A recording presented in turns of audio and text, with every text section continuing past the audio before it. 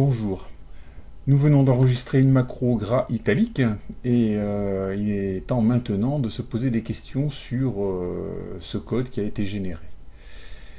Donc on va appeler ça le toilettage de la macro et on va essayer de voir si Excel et Visual Basic ne nous ont pas trahis en prenant des initiatives qui ne sont pas souhaitées par ce qu'on a voulu enregistrer.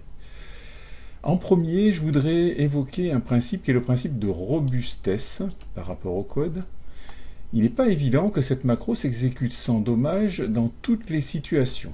Alors pour exemple, je vais sélectionner en cliquant droit l'objet qui déclenche la macro, ici.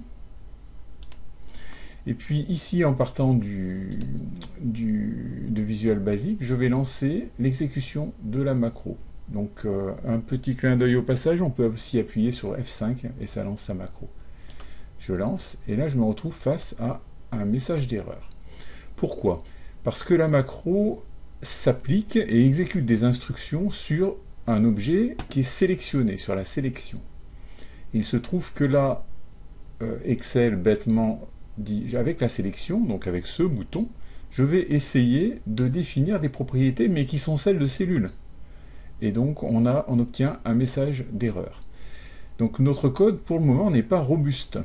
Et ça peut poser des problèmes pour un utilisateur qui serait très perturbé par cette boîte de dialogue, en fait.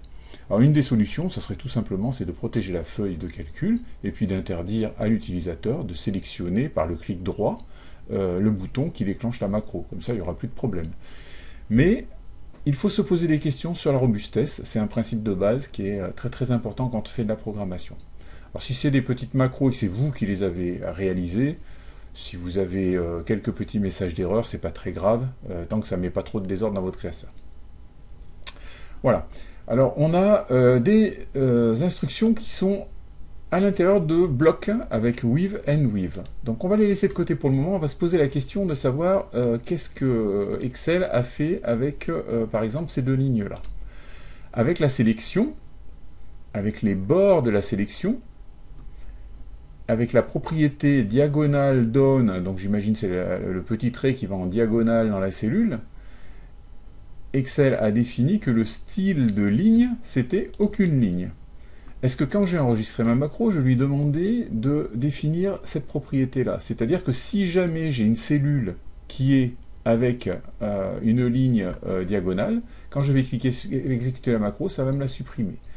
Je n'ai pas demandé ça. Donc en fait, ces deux lignes de code qui définissent les diagonales ne sont pas franchement souhaitées. Donc je peux les supprimer. Ça va commencer à simplifier ma macro. Il y a deux instructions qui sont très importantes, qui sont sélection. Alors la sélection, c'est la cellule. Font, c'est la police, en anglais. Bolt, ben, ça veut dire en gras. Et égal, vrai, oui. Là, c'est la police dans la cellule sera en gras. Ça m'intéresse, parce que c'est gras italique. Et puis la même chose pour sélection.font.italique, vrai, oui, je suis d'accord. Donc ces deux instructions-là, elles vont être vraiment, c'est le cœur de la procédure. À la limite, si je veux simplement mettre mes cellules en gras italique, elles auraient suffi, et je peux tout supprimer, je garde que ça, et ça fonctionnera bien. J'ai défini par contre, pour compliquer un petit peu, la propriété de fond de la cellule. Alors ces propriétés ont été définies par des blocs with and with. Alors on va essayer de comprendre un petit peu. Alors un petit clin d'œil sur l'utilisation de Visual Basic. Quand vous double-cliquez sur un mot-clé du langage, ou quelque chose qui est un élément important du langage, et que vous appuyez sur la touche F1 du clavier, il va y avoir ouverture d'une aide qui est spécifique, une aide contextuelle. Et là vous avez donc les informations qui vous permettent de comprendre ce que réalise le bloc with and with. Donc on s'aperçoit par exemple que with permet d'exécuter une série d'instructions sur un objet spécifié, donc là ce sera la cellule, sans requalifier le nom de l'objet. On n'a pas besoin de répéter à chaque fois le nom. Alors, pour comprendre, ici, avec la sélection, avec l'intérieur de la sélection, Excel définit le pattern, le color index du pattern, le thème de la couleur, le tint and shade, etc., etc. Donc 1, 2, 3, 4, 5 instructions qui sont réalisées avec simplement le nommage de la sélection intérieure. Avec les bords, Excel va réaliser des blocs d'instructions. Donc on pourrait à chaque fois dire sélection.intérieur.pattern égale Excel solide, sélection.intérieur pattern color-index automatique. Excel a choisi de ne pas répéter, de faire des mesures d'économie et de fonctionner par bloc.